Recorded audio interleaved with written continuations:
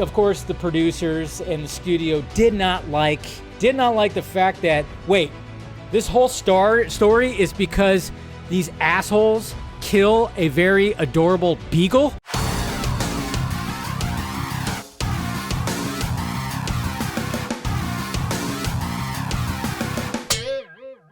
Now we go over to the John Wick franchise. That's right, guys. What's happening with the John Wick franchise? Obviously, we have Ballerina that's going to be coming out soon, next year, which looks great. But we did hear that, sadly, there was a lot of reshoots that had to happen when it came to Ballerina, and Mr. Chad Stahelski had to come in and do a lot of reshoots, like 2 to 3 months worth of reshoots, which is practically almost the whole movie, which, you know, makes you worry when it comes to Les Wiseman, who is actually directing the movie, and apparently maybe he wanted to do something a little bit more grounded, a little bit more in depth when it came to story.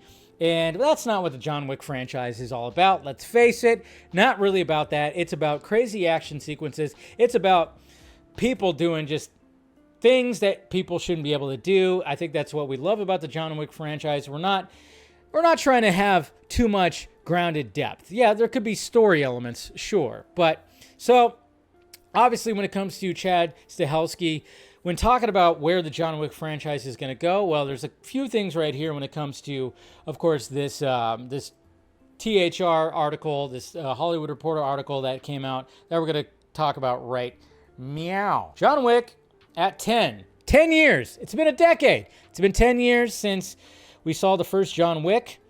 Co-creator Chad Stahelski on the past, present, and future of Keanu Reeves' beloved assassin. So naturally, it talks about the history of all this, and I'm not going to go into all that. It talks about some things, various things when it comes to that. Of course, the producers and the studio did not like the fact that, wait, this whole story is because these assholes kill a very adorable beagle? Apparently, they had a fight for that.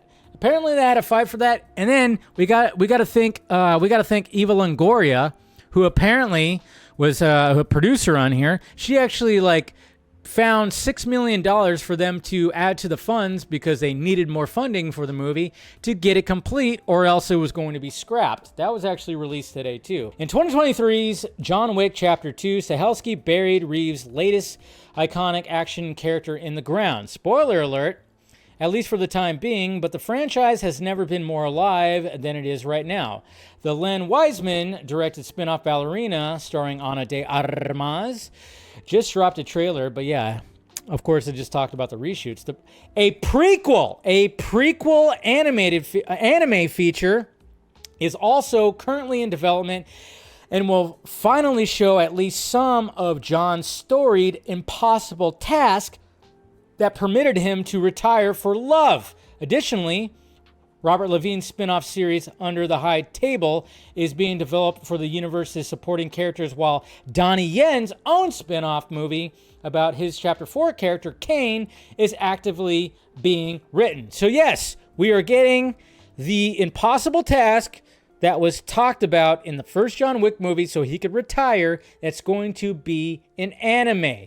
And that just works for me because that thing's going to be absolutely outrageous, bloody, and crazy. As for the development of John Wick Chapter 5, that subject is a bit more complicated. John Wick Chapter 4 received the franchise's highest marks from critics and audiences, as well as the franchise record at the worldwide box office with $440 million. So Stahelski recognizes that there's still an appetite for the character, but he also believes, in some respects, that Chapter 4 is the conclusion of John's story. That said, he's still come up with a few variations that would take the fifth installment in a different direction without being a cheese out to the poignant ending of John, of course, Chapter 4. The honest truth is you don't top John Wick Chapter 4. You simply don't. There's no topping what we did. That's the end. That's the deal. That's what we found closure for. Look, sometimes we'll keep things in development. Sometimes we'll use development as an exercise, but there is an opportunity to do John Wick 5. Of course there is. Whether it's for money or creativity. Jesus, in the last 3 years, I've already had 3 or 4 versions of a John Wick 5. They were different ways to crack the story, but it's almost a mental exercise for me. So he recognizes that you can't just bring John Wick back from the dead, and I'm kind of wondering, are they going to take like an approach where it's like, well, I mean, look at what the Saw movies are trying to do. They're trying desperately to keep Jigsaw alive. Look at the past 2 Saw movies have somehow found a way to keep Jigsaw alive, and they've done it in creative ways. So I'm kind of wondering if one of the variations when it comes to what Stahelski has said right here is he's come up with some ideas where they would be like prequel kind of stories to have John Wick still alive, because let's face it, Keanu Reeves, he still looks the same as he did 10 years ago with the first John Wick movie.